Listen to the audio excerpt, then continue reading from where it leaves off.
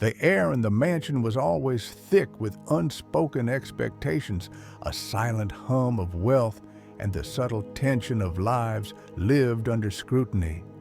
But nothing prepared me for the day Mr. Hayes, the owner of this opulent cage, stood before us, a smirk playing on his lips, holding a stack of papers. "Translate this, and my salary is yours," he announced, his voice booming with a challenge. Before we continue, tell us where in the world you are watching from. Drop it in the comments below.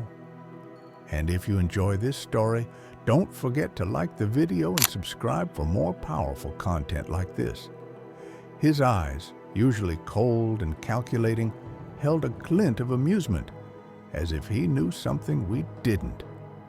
We, meaning the small, tightly knit staff of the mansion, Marcus, the stoic butler, Clara, the sharp-tongued cook, and me, just a maid, mostly invisible, gliding through rooms, tidying up the remnants of their lavish lives.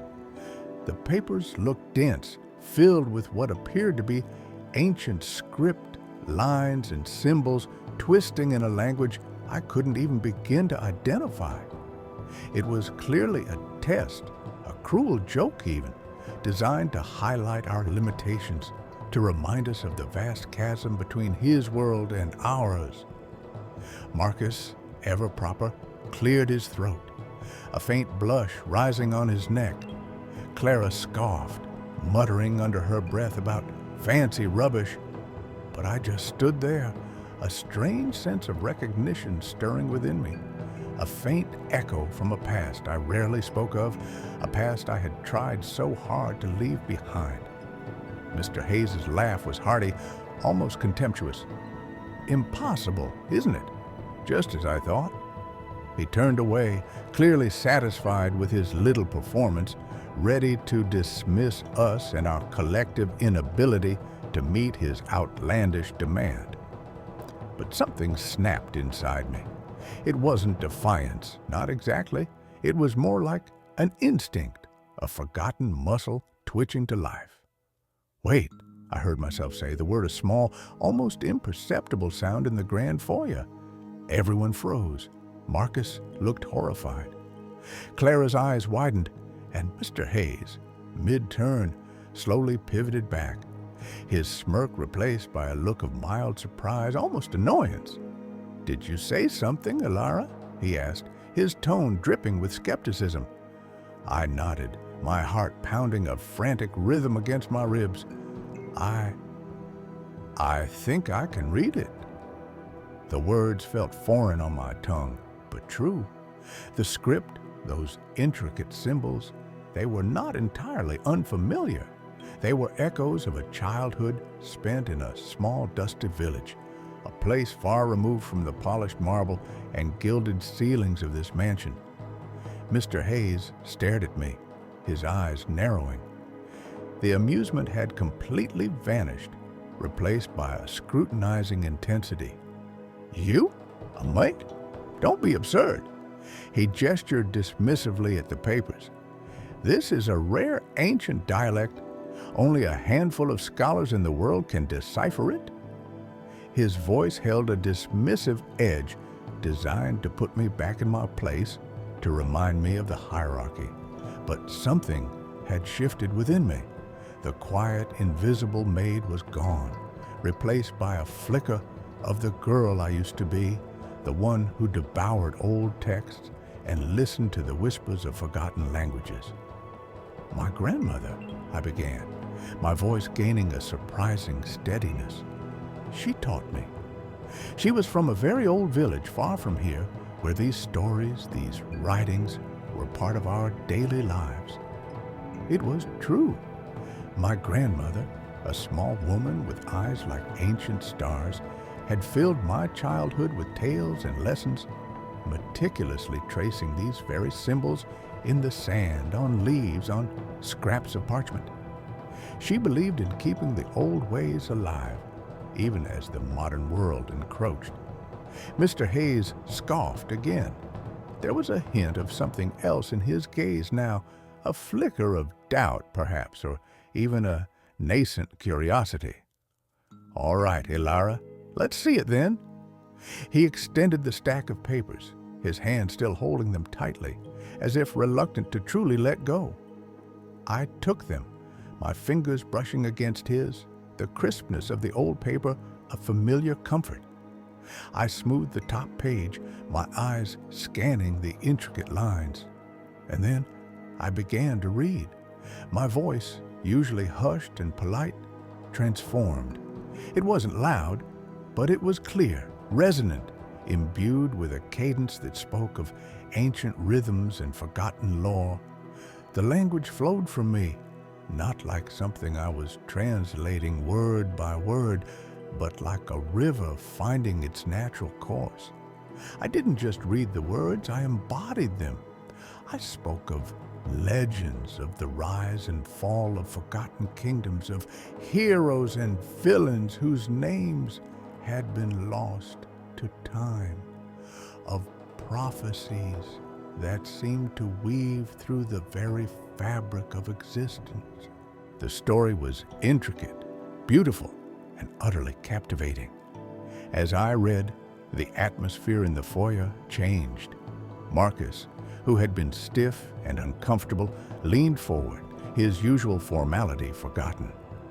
Clara's initial skepticism melted away, her mouth slightly agape, and Mr. Hayes, the millionaire who had laughed just moments before, stood utterly still, his jaw gradually dropping.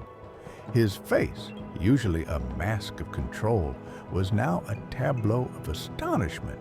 He wasn't just surprised, he was genuinely captivated, drawn into the narrative that was unfolding from my lips. He had expected a fumbling, a hesitation, a confirmation of his belief in my intellectual limitations. Instead, he was witnessing something entirely unexpected, something that defied his carefully constructed world. The story was long, spanning several pages, filled with twists and turns that kept us all on edge. It wasn't just a translation, it was a performance, a reanimation of ancient voices. I could feel the energy of the words, the weight of their history, as I spoke them aloud. My grandmother's lessons, which had seemed so quaint and irrelevant in the bustling modern city, suddenly felt profoundly important. A bridge to a past that Mr. Hayes, with all his wealth, could never have accessed on his own. I finished the last page, my voice softening, as the final words echoed in the silent hall. I looked up, meeting Mr. Hayes's gaze. His eyes were wide, a mixture of awe and disbelief warring within them.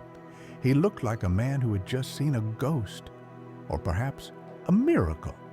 He cleared his throat, a weak, almost choked sound. That was incredible, Ilara," he finally managed to say, his voice barely a whisper. I don't know what to say." The dismissive millionaire was gone, replaced by a genuinely humbled man. The arrogance had been stripped away, revealing a raw, unvarnished surprise. He truly had not expected this. He had not expected me. He stared at me for a long moment, then at the stack of papers, then back at me, as if trying to reconcile the Maid he knew with the storyteller he had just witnessed. "My salary," he murmured, almost to himself. "I said my salary was yours." He ran a hand through his perfectly coiffed hair, a rare sign of genuine discomposure. I meant it. A promise is a promise." His voice was still laced with disbelief, but there was a new respect in his tone, a grudging admiration that was far more valuable than any sum of money. He wasn't just offering a reward, he was acknowledging a profound, unexpected talent. I, Ilara, the quiet maid, had just shown him that true value wasn't always measured in bank accounts or social standing. It could be found in the most unexpected places, in the most unexpected people, in the forgotten whispers of ancient languages.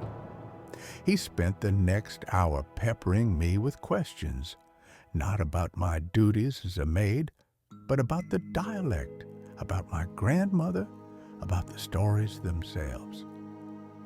He had discovered a new world, a new dimension of knowledge that his wealth and influence had never granted him access to. It was a humbling experience for him and a strangely empowering one for me.